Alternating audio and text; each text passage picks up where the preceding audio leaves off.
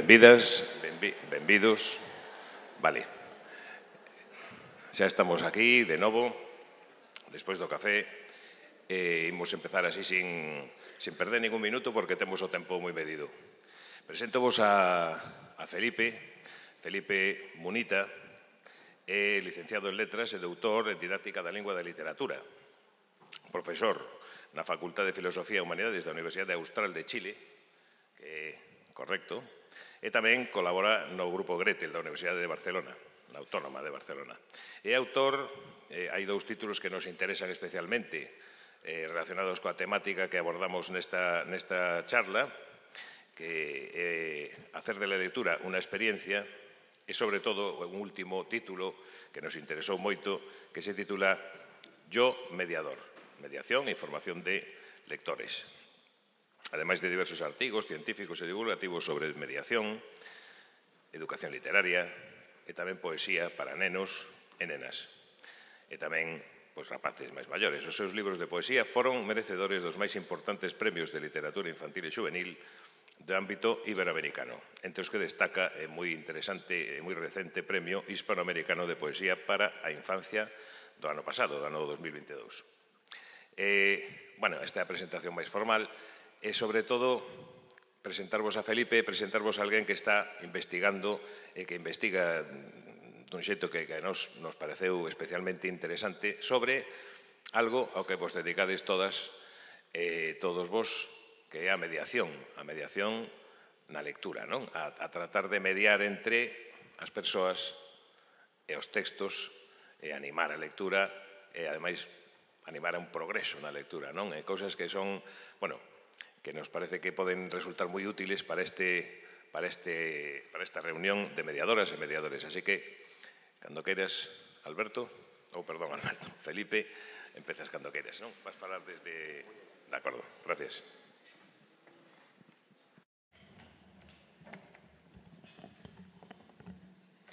Bueno, muy buenos días a todas y todos. Es un tremendo placer para mí estar hoy día aquí compartiendo algunas de las ideas que voy pensando sobre mediación de lectura y por lo tanto agradezco muy especialmente al equipo organizador por esta hermosa invitación para mí. Es realmente un regalo. Y en realidad ha sido también un regalo para mí escuchar esa maravillosa lengua que no había tenido oportunidad de escucharla, largamente, como es la vuestra, ¿no? Entonces, la verdad que me llevo una música nueva, una música diferente y eso es siempre un regalo, ¿no? Entonces agradezco también esta oportunidad de poder escuchar vuestra maravillosa lengua. Bueno, el día de hoy quisiera compartirles algunas ideas y algunas reflexiones que voy haciendo sobre mediación de lectura, que tal como señaló Paco, están sintetizadas en ese libro Yo mediador, yo mediadora, mediación y formación de lectores. Y quiero hacerlo a partir de algunas experiencias concretas de mediación de lectura desarrolladas fundamentalmente en el sur de Chile, en el sur de mi país, que es donde habito, donde trabajo. Y a partir de esas experiencias concretas me gustaría hacer emerger algunos conceptos, algunas reflexiones que pueden ser interesantes para este hermoso auditorio. Bien, comenzaremos entonces pensando cuál es nuestro norte, ¿no? Nuestro norte debiera ser la lectura como experiencia vivida de manera íntima y personal por cada lectora, por cada lector, ¿no? Y ahí voy a tomar las palabras de Thais, que es una estudiante de primaria de Sao Paulo, en Brasil, y entonces leo lo que ella escribió en uno de sus diarios de lectura, ¿no? Yo tengo un portugués de Brasil, ¿no? Pero supongo que lo pueden leer sin problema. Depois de ler essa coleção, ella se refiere al último libro de Harry Potter. Acho que estabeleci uma relação com o último livro, algo que não senti com nenhum outro. Não estava triste, mas chorei. Senti que foi o livro mais importante que li. Senti que ele era importante para mim, que fazia parte de quem sou. Até falei para mim mesma, esse é o meu livro. Estas hermosas palabras de Thais me sirven como punto de partida entonces para pensar en la importancia de nuestra labor cuando nos concebimos como mediadoras de lectura, en realidad, al final del día no es de libros de lo que estamos hablando, ¿no? Sino que siento que al final del día estamos hablando de procesos de construcción personal, ¿verdad? De construcción de una identidad personal a partir del encuentro con palabras escritas en ciertas obras, ¿no? Y entonces me sirven estas palabras de Thais, insisto, como punto de partida para pensar que nuestro norte es intentar que, ojalá, por diversos caminos, otros, especialmente personas que por factores socioeconómicos, socioculturales han estado alejados de la cultura escrita, vivan procesos de apropiación personal de los textos, ¿no? Para llegar a sentir, como señala Thais, que este es mi libro, ¿no? Nos vamos a preguntar entonces, durante los últimos años y décadas hemos asistido a un progresivo avance, diría yo, en términos del acceso a las obras, ¿no? Cada vez tenemos más y mejores programas de bibliotecas escolares, como el hermoso proyecto que tienen aquí, o como el programa de bibliotecas escolares CRA que hay en mi país, que también cambió totalmente en 25, 30 años digamos, de regreso a la democracia, el panorama de bibliotecas escolares en Chile, ¿no? Programas de fortalecimiento de bibliotecas públicas, en fin, el acceso está cada vez más garantizado, ¿no? El acceso a los libros y la lectura. Y sin embargo, pareciera que el solo acceso no basta para la llamada democratización de la lectura, democratización de la cultura, ¿no? Siempre pensamos que el acceso era un primer punto de apoyo para esos procesos de democratización, ¿no? Pero quisiera entrar ahí, en esa pregunta, a partir de la experiencia de Catalina. Catalina es una niña de 5º año de primaria de un pueblo, un pequeño poblado del sur de Chile, muy cerca de la ciudad de Valdivia, donde habito. Y, como introducción a Catalina, quisiera que retomáramos esta paradoja que plantea Yves Rotter, que dice: pensamos la lectura como una práctica cultural dada como accesible a todos, como negación de las mediaciones y que sin embargo las necesita, ¿sí? Cuando vienen estos discursos de democratización de la lectura a través solo del acceso, cabe preguntarse, bueno, pero ¿y es el acceso la única manera de democratizar la práctica de la lectura? Y en realidad, si es que uno piensa en su propia vida como lectora, como lector, se da cuenta de que está totalmente atravesada por múltiples espacios de mediación, por encuentro con otros, como por ejemplo el profesor de teatro que llegó a cambiarlo todo a ese instituto del que nos hablaba Manuel. De ahí han surgido palabras como esta, ¿no? Prescripción, lectora, animación a la lectura, mediación de la lectura. A mí me interesa sobre todo el foco en esta última, en la mediación, ¿sí? Pues creo que nos lleva a pensar mejor nuestra propia labor, lo que hacemos día a día con las niñas, niños y jóvenes con quienes trabajamos. Vamos allá. Un ejemplo evidente de espacios de mediación son los clubes de lectura, ¿no?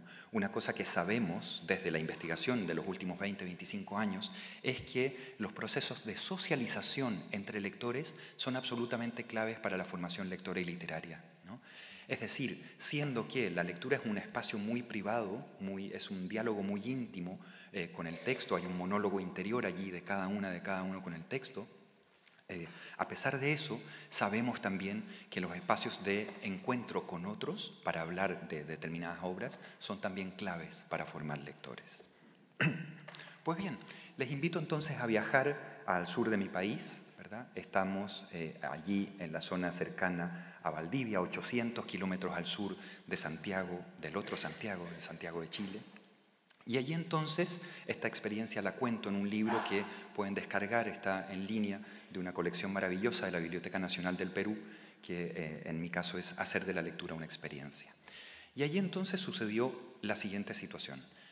Probablemente les resulta conocido este libro, ya es un clásico, digamos, de la literatura infantil y juvenil contemporánea, Voces en el Parque, de Anthony Brown. Cuando el docente entró a la sala de 5º año de primaria en la escuela rural de Catalina, con varios ejemplares de Voces en el Parque bajo el brazo, Catalina dijo, no, qué lata, lo dijo fuerte, yo ya conozco ese libro y es aburridísimo. ¿No? Ese fue el comentario entonces de Catalina al nada más entrar, antes de comenzar la sesión incluso de trabajo sobre Voces en el Parque. Lo que por supuesto no era el mejor punto de partida y predispuso ya a muchos compañeros y compañeras de Catalina. 3 semanas después, en un proceso de entrevistas de lectura individuales, Catalina dijo lo siguiente: yo había visto muchas veces ese libro en la biblioteca y no lo pedía porque lo encontraba fome y así como medio raro.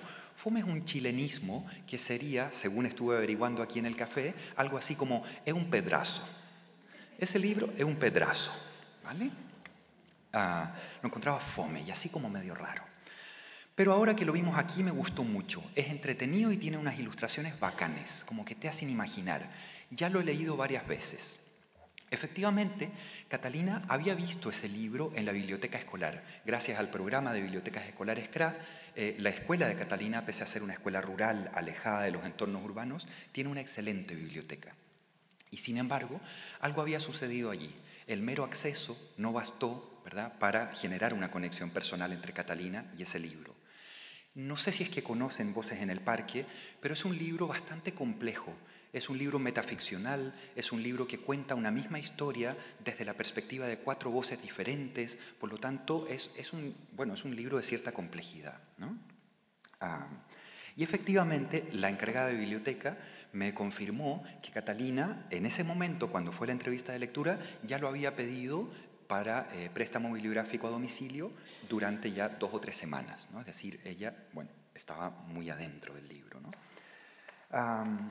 Y vuelvo entonces a las palabras de Yves Rotter, cuando dice, claro, pensamos la lectura en principio como una práctica accesible a todo el mundo, ¿verdad?, como una cierta negación de las mediaciones, cuando en realidad es una práctica cultural atravesada por una serie de mediaciones, de espacios de mediación, de encuentro con otros, que me ayudan a veces a entrar desde otros lugares a las obras, ¿sí?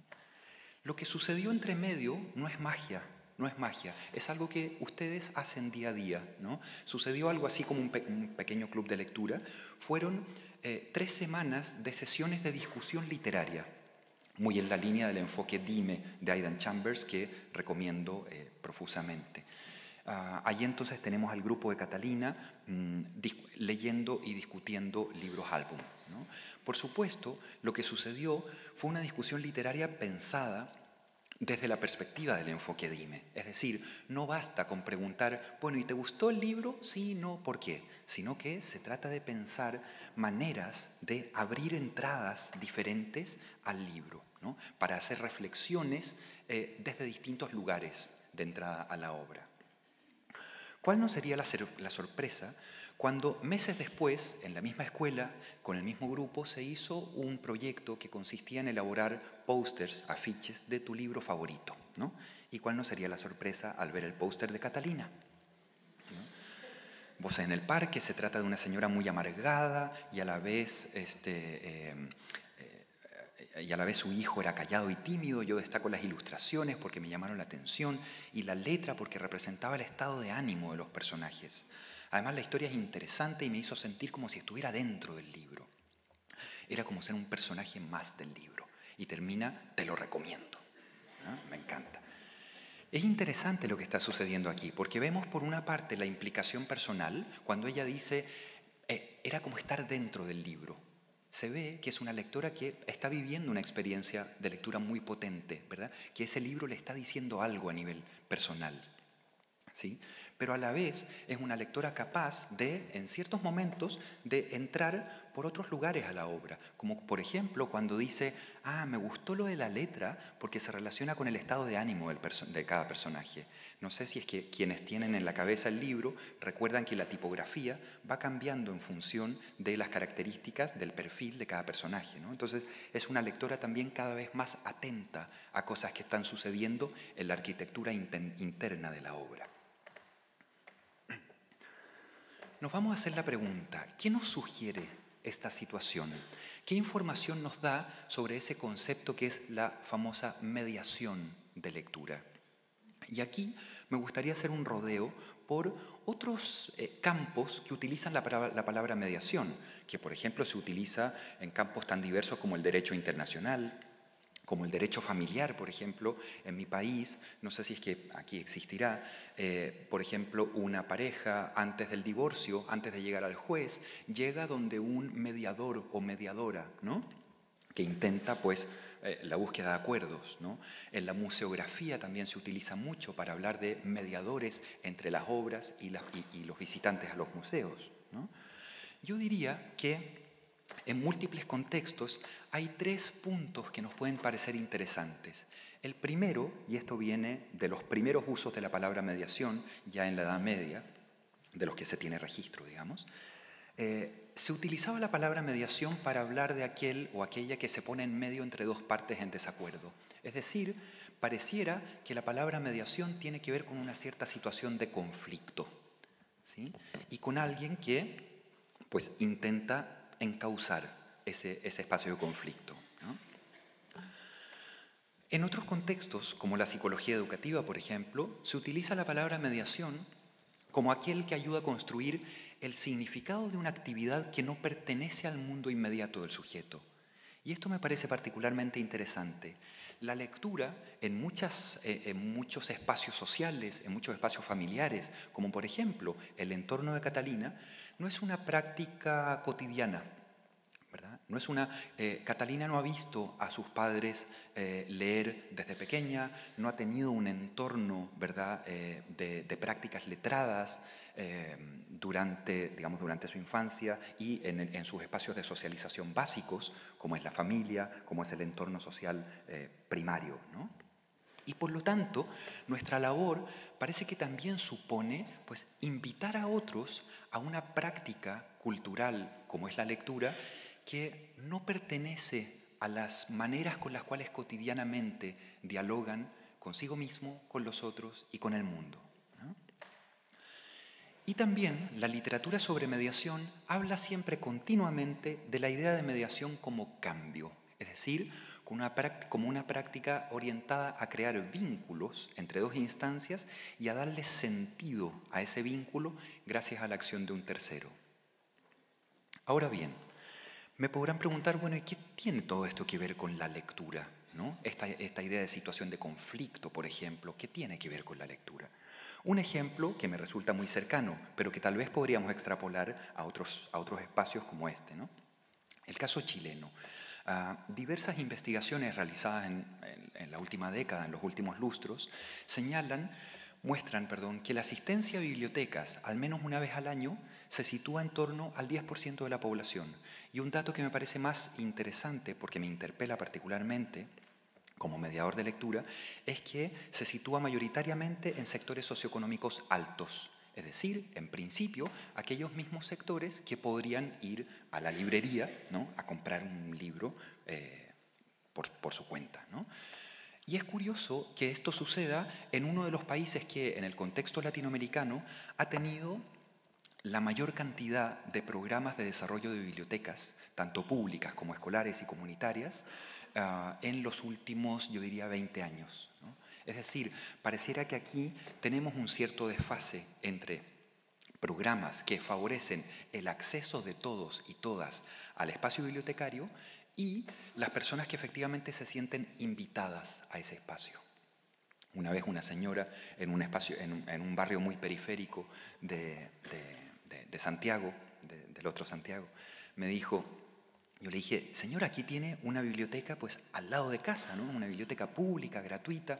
Me dijo, sí, es que eso no es para mí, eso no es para mí, ¿no? Ese espacio no es para mí, ¿no? Siendo que yo, por ejemplo, que desde la infancia viví rodeado de prácticas de lectura, yo pues siento que ese espacio es para mí, ¿no? O así como pues si voy callejeando por este Santiago y me encuentro una biblioteca, pues sí siento que es para mí, entro ahí. Pero esa señora ha vivido pues diversos mecanismos de exclusión social que le hacen pensar que ese espacio no es para ella, aun cuando sea gratuito, ¿no? Y esto es lo mismo, por cierto, que descubrió Pierre Bourdieu con Passerón cuando hicieron una investigación acerca de los museos franceses. Después de mayo del 68, una de las líneas de trabajo fue abrir los museos, hay que democratizar la cultura, ¿no? Y por lo tanto pasaron a ser gratuitos los museos. ¿Qué pasó? Pierre Bourdieu hizo una investigación luego y descubrió que 8 o 9 de cada 10 personas visitantes de los museos seguían siendo las mismas personas que lo visitaban cuando eran museos pagos, ¿no?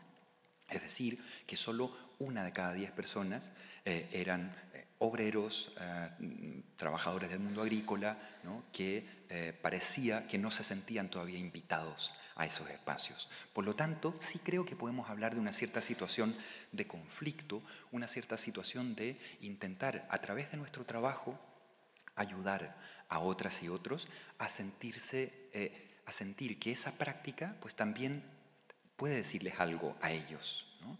Tal como le dijo a Thais ese libro. Vamos a una segunda situación de lectura, y aquí vamos a regresar a mi provincia, al sur de Chile, ¿no? Seguimos entonces viajando para allá y para acá. Y la situación es la siguiente. Se hizo en un instituto, lo que aquí sería un instituto de secundaria, un proyecto pedagógico en el que trabajamos varios docentes y encargados de biblioteca, que era el Museo Pizarnik. No sé si es que han tenido la oportunidad de leer a esa poeta maravillosa argentina, Alejandra Pizarnik. Quienes no, pues las y los invito a hacerlo.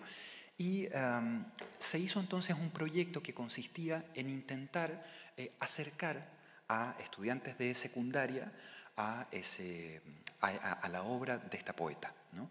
Se estaba trabajando con tercero medio, que aquí sería primero de bachillerato. Y tenemos este poema de Alejandra Pizarnik.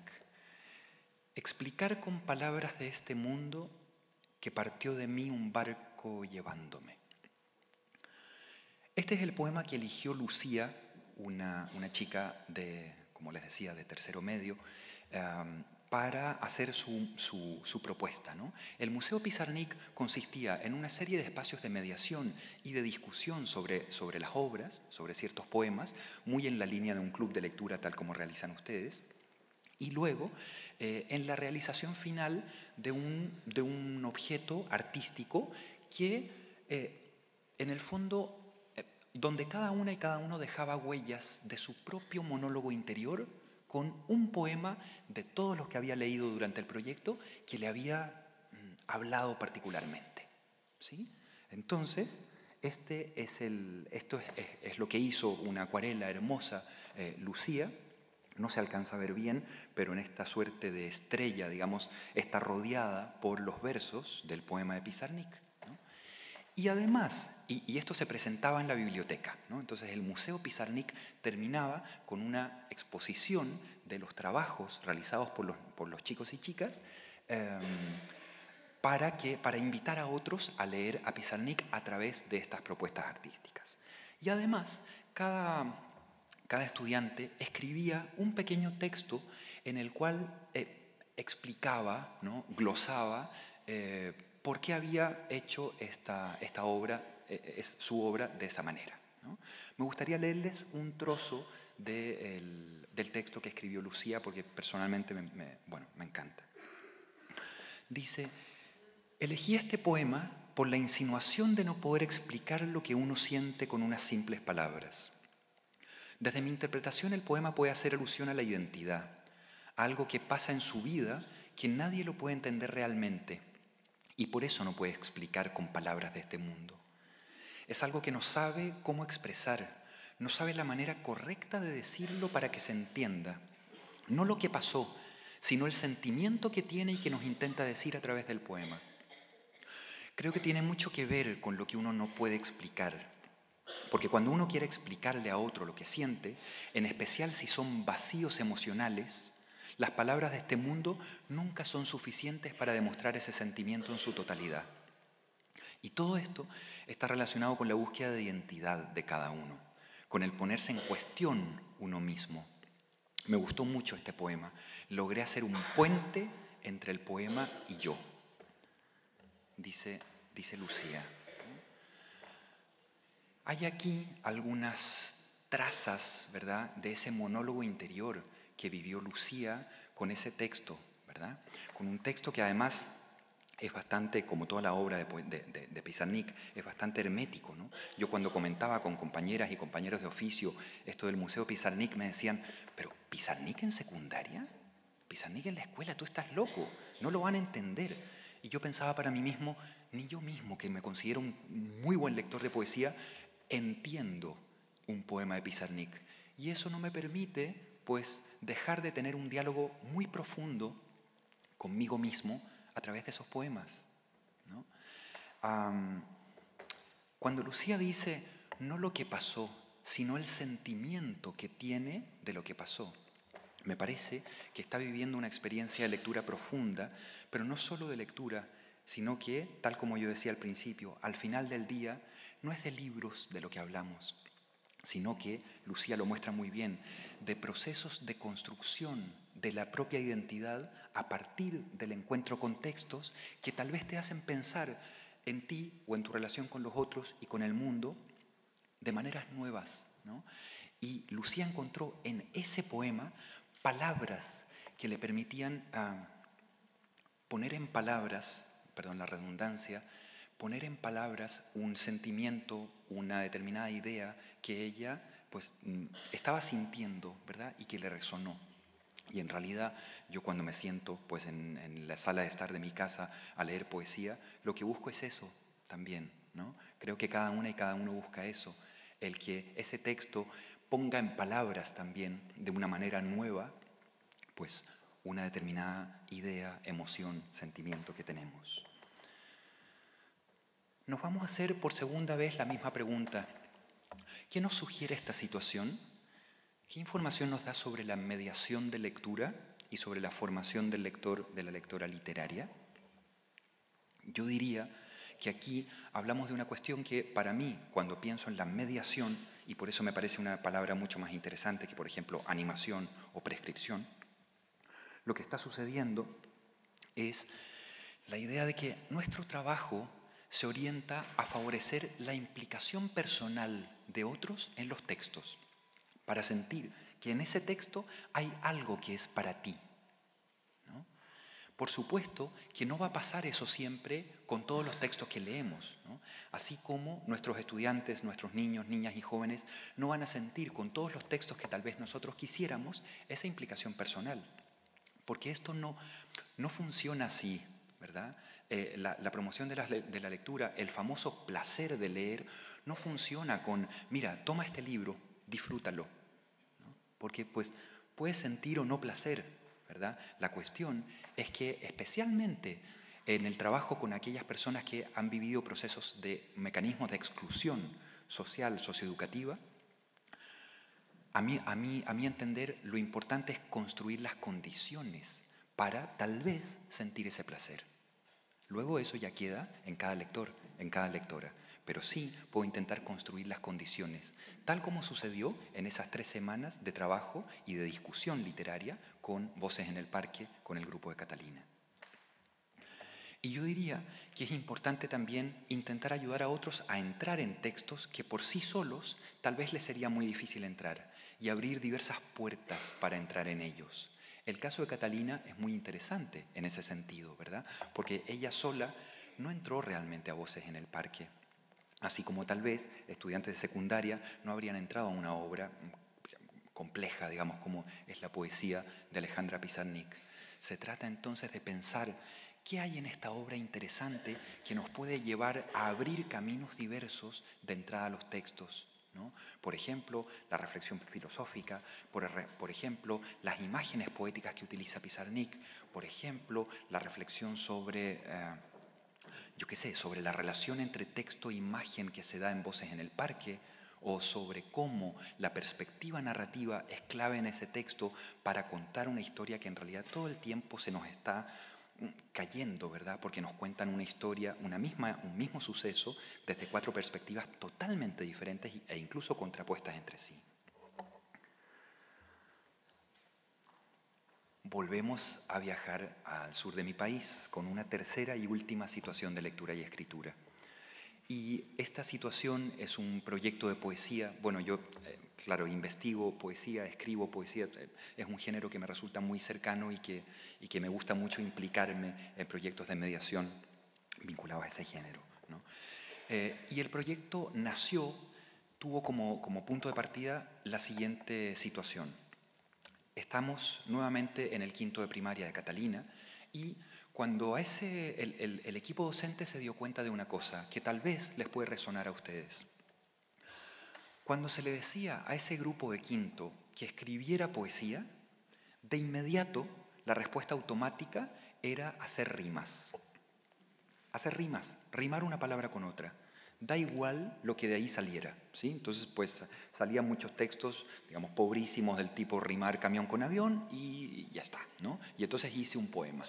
Por lo tanto, había allí como punto de partida unos patrones de pensamiento, ¿verdad? Un sistema de creencias sobre el cual resultaba interesante incidir, ¿sí? Porque en realidad la poesía, y esto lo sabemos muy bien quienes gustamos de ella, es cualquier cosa menos rimar unas palabras con otras, ¿verdad? Es cualquier otra cosa menos eso. Utilizamos a veces el recurso de la poesía, perdón, de la rima, pero no es que la poesía esté ahí, ¿verdad? La poesía es, pues si me apuran, más bien una manera de mirar el mundo, ¿verdad? Una manera de entrar en el mundo desde otro lugar, ¿no? Una manera otra de pensar en ese mundo que nos rodea, ¿no? Y entrar allí a través de la palabra, ¿no? Pero de una palabra tensionada, digamos, tensionada a partir de unos usos no habituales, tal vez, de esas mismas palabras. Bueno, entonces el punto de partida fue ese. ¿Cómo ayudar a un grupo de niños y niñas de quinto de primaria a pensar que la poesía no necesariamente es rimar unas palabras con otras, sino que es una manera de ver? A partir de ahí se hicieron una serie de espacios de mediación, ¿no? Y aquí yo traigo a colación uno de los instrumentos mediadores, y aquí utilizo el concepto es vygotskiano, no es mío, uno de los instrumentos mediadores que se utilizó. Fíjate bien, todo puede ser poesía. Estoy frente a un paisaje. ¿Cuál? Unos árboles y un viento muy fuerte. Y lo describo poéticamente así. Se ha levantado el viento, los árboles son ahora escobas verdes, las nubes se alejan rápido para que no las barran. Del gran poeta vasco para mí, Carmelo Iribarren, de ese hermoso libro que es Versos que el viento arrastra. Estoy frente a un sonido, ¿cuál? El sonido de la lluvia cayendo sobre un techo, y lo describo poéticamente así. Vivir en una casa con tejado de zinc para aprender los lenguajes de la lluvia, de Morales Prado. ¿Qué está sucediendo en este instrumento mediador? A mi juicio, algunas cuestiones interesantes. Primero, la selección de textos modelo.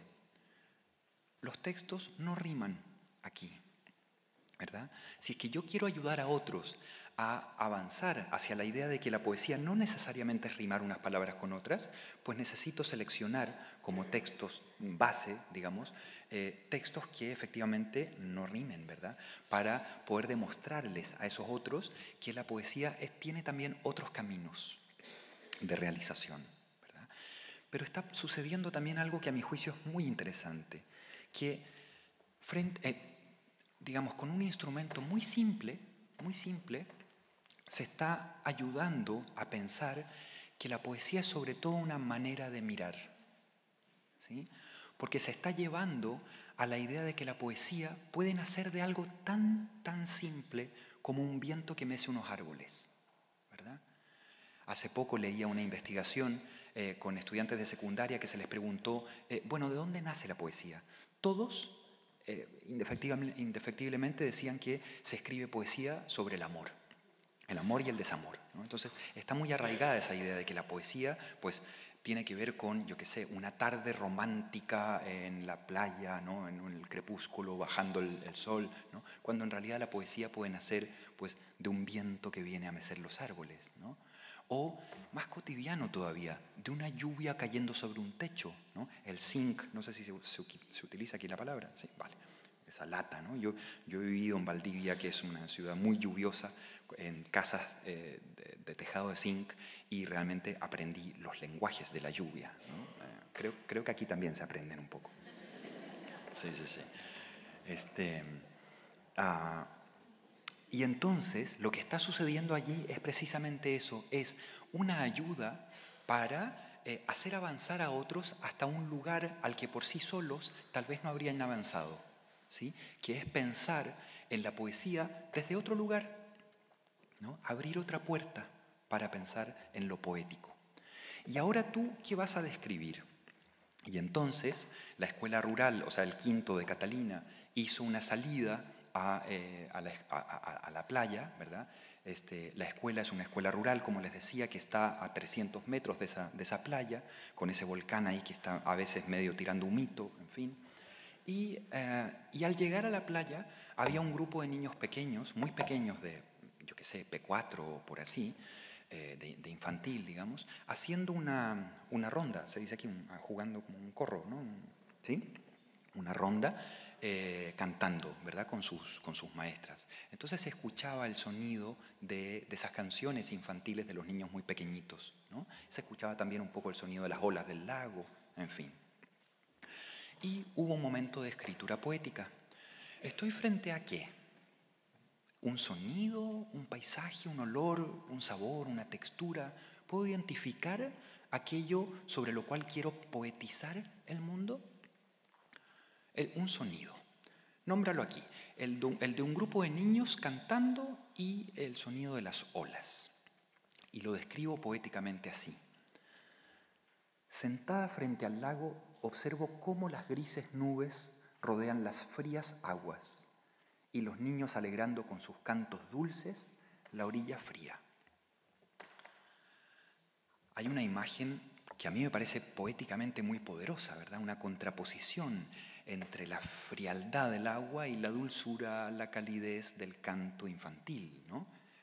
Está sucediendo algo interesante ahí a nivel poético. Estoy frente a un paisaje. ¿Cuál? El lago, las montañas, las nubes y los niños. Y lo describo poéticamente así. A lo lejos escucho las risas alegres de las olas, tocando suavemente, y las nubes haciendo una ronda alrededor de las montañas. Ese ya me da envidia, porque ya me gustaría haberlo escrito yo, digamos.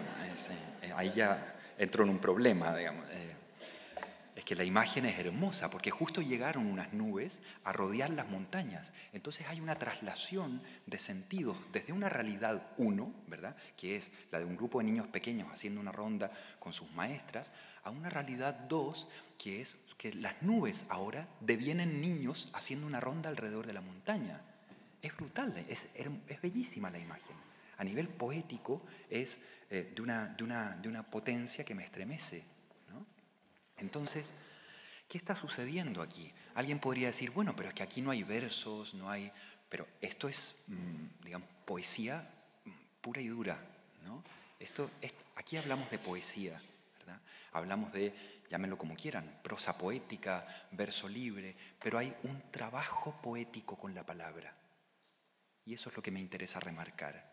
Y me interesa remarcar otra cosa. Ese trabajo poético con la palabra viene de un espacio de mediación, es decir, de un espacio en el cual, a través de la acción de un tercero, se ayudó a cierto grupo de niños y niñas a avanzar hacia allá donde por sí solos, en ese momento, en ese momento de su estadio de desarrollo, no podían avanzar, ¿verdad? Porque para ellos, pues, hacer poesía era rimar sombrero con chubasquero. Nos vamos a hacer por tercera y última vez la misma pregunta. ¿Qué nos sugiere esta situación? ¿Qué información nos da sobre los procesos de mediación de lectura y en este caso también de escritura, ¿verdad? Sobre la formación de lectores y lectoras literarias? Y yo diría que aquí ya entramos de lleno a una zona, digamos, muy vygotskiana, ¿no? Muy vygotskiana, que es la idea de la zona de desarrollo próximo, ¿no? Es decir, la noción de mediación me interesa mucho más que la de animación, por ejemplo, o la de prescripción, porque se sitúa nuestro trabajo en esa zona de desarrollo próximo, ¿verdad? En esa diferencia entre aquello que puede hacer el niño o la niña por sí solo y aquello que puede hacer con la ayuda de un tercero mediador, ¿verdad? Y esto nos sitúa en la idea de progreso, pero es un progreso, guiado por el mediador, pero que se da en el marco de una actividad. Es decir, se trata de pensar ambientes que ayuden a otros a progresar, tal como sucede, por ejemplo, en un club de lectura, ¿no? A ese grupo no bastaba con que su profesor le dijera: oye, pero ¿saben qué? La poesía puede no rimar, puede no ser rimada. No basta el discurso, porque probablemente el próximo ejercicio poético hubiese sido igualmente rimar. Necesitábamos pasar por situaciones, es decir, por actividades ideadas por el mediador, pero que generan ambientes en los cuales aprendemos a partir de un hacer con la palabra. Y no de escuchar a un adulto que venga a decirme: oye, la poesía no siempre rima, así que puedes no rimar, ¿no? Porque eso pues, va a entrar por acá y probablemente va a salir por acá, porque son patrones de pensamiento ya muy estructurados. Se trata entonces, cuando hablamos de mediación, de ayudar a otros a apropiarse del universo de saberes y prácticas vinculadas con la cultura escrita, ¿no? Quienes nadamos con cierta soltura en la cultura escrita, movilizamos en cada práctica lectora una serie de saberes, ¿verdad? De saberes que entran ahí y que los utilizamos de manera muy natural. Pues, por ejemplo, para el grupo de Catalina no era natural utilizar la palabra, estirarla un poco para crear nuevos sentidos, ¿verdad? Como hacemos cuando utilizamos la palabra poética, ¿verdad? Para crear nuevos sentidos, pero que en el fondo me ayudan a observar mi propia realidad, algo tan cotidiano como un viento meciendo los árboles, o algo tan cotidiano como una lluvia cayendo sobre un techo, ¿no? Ese gesto, esa manera de pensar lo poético desde ahí, me parece un descubrimiento sumamente importante, sumamente relevante de hacer pues, en estas edades. Vamos sintetizando, vamos sistematizando, ¿verdad? Entonces mediar supone al menos 3 ejes centrales, ¿verdad? Supone primero interceder en situaciones que a veces son difíciles. Recuerden que Catalina partió diciendo: es un pedazo ese libro, es un pedazo. Y ayudar a construir el significado, el sentido de una actividad que a veces no pertenece al mundo inmediato del sujeto. Es decir, que no forma parte de sus prácticas habituales de diálogo consigo mismo, con los otros, con el mundo. Supone también favorecer la implicación personal, el sentirse concernidos por el texto, especialmente, y esto lo vuelvo a reiterar porque me parece fundamental, entre quienes han vivido mecanismos de exclusión social y que no han vivido procesos de encuentro cotidiano, ¿verdad?, con la cultura escrita. Y en tercer lugar, mediar supone ayudar a otros a progresar como lectores y escritores, ¿no? Pero es un progreso que no se da en términos discursivos. No basta con decirles: oye, la poesía puede no rimar, adelante, sino que es un proceso que es guiado por el mediador, pero que se da siempre en el marco de una actividad que en general tiene siempre un componente clave: la socialización entre lectores. Y esto es algo que ustedes saben muy bien en sus clubes de lectura. Porque lo que sucede, yo nunca he dirigido un club de lectura, pero sí he participado como mediador en múltiples espacios de discusión literaria, y lo que sucede allí es algo muy potente, esa co-construcción de sentidos a partir de lo que el otro dice sobre una obra. Yo muchas veces apunto después en mi libreta frases que los propios niños, niñas y jóvenes, y también adultos, dicen en esos espacios, ¿no? Y muchas frases como esta se repiten. Es que lo que dijo mi compañera me hizo pensar de una nueva manera sobre este texto.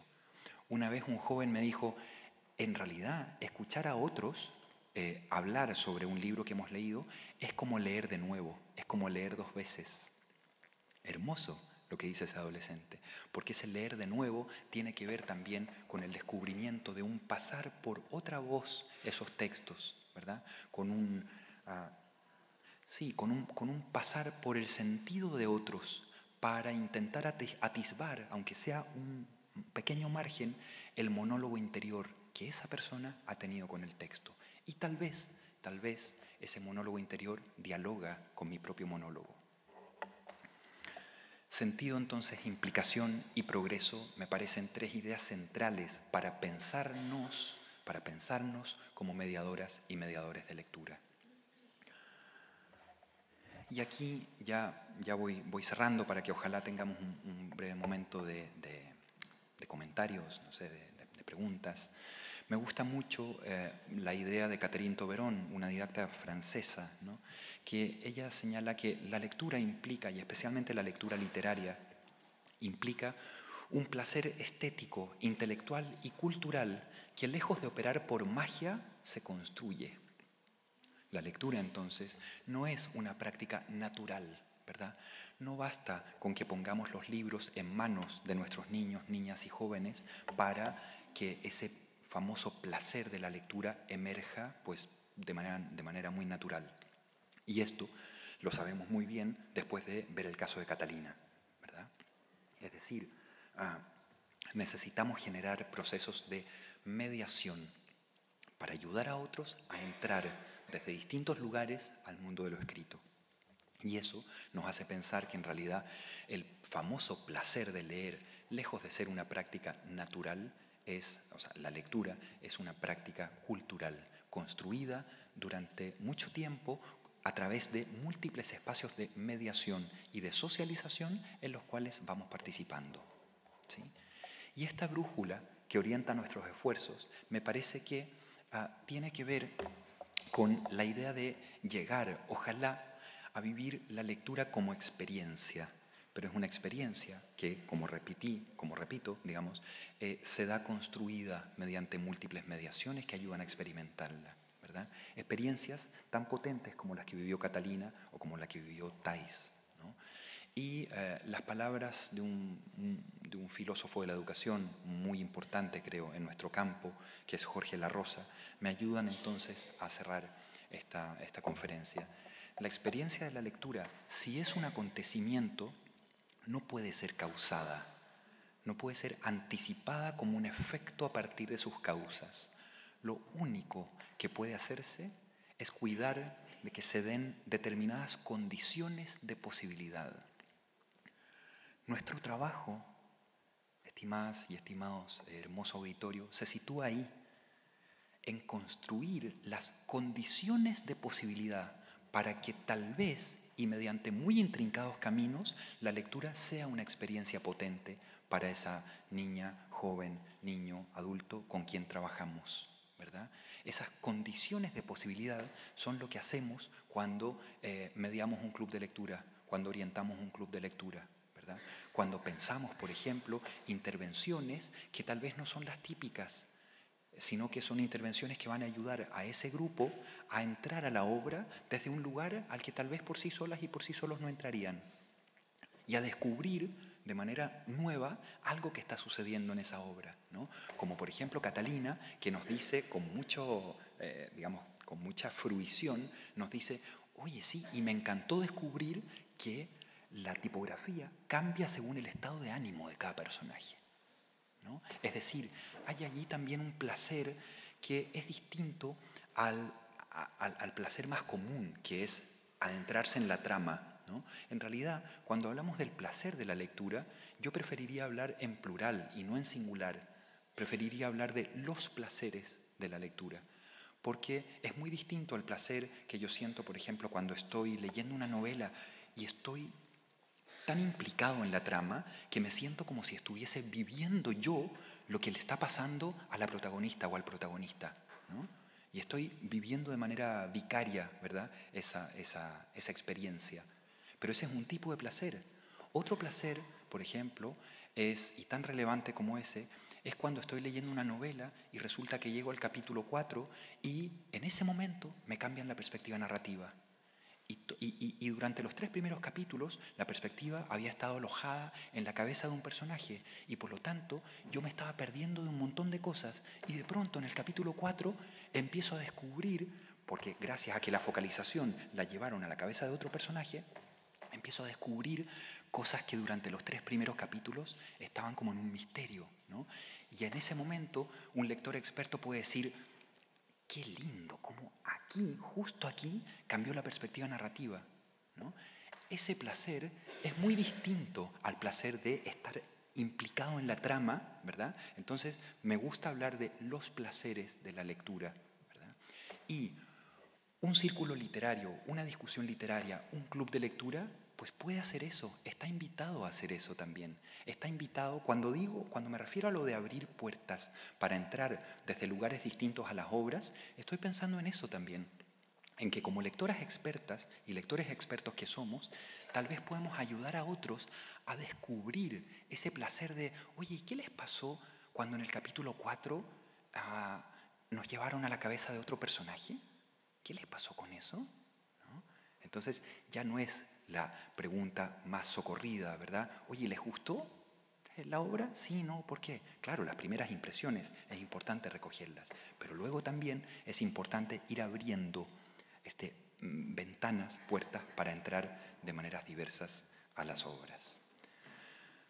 Quien quiera pues, profundizar más en estos temas de mediación de la lectura y de la lectura literaria que personalmente me apasionan, pues puede revisar entonces este libro que fue publicado en Octaedro en Barcelona hace un año y en el que bueno, sintetizo 10 años prácticamente de trabajo sobre la mediación de lectura, el yo mediador o yo mediadora.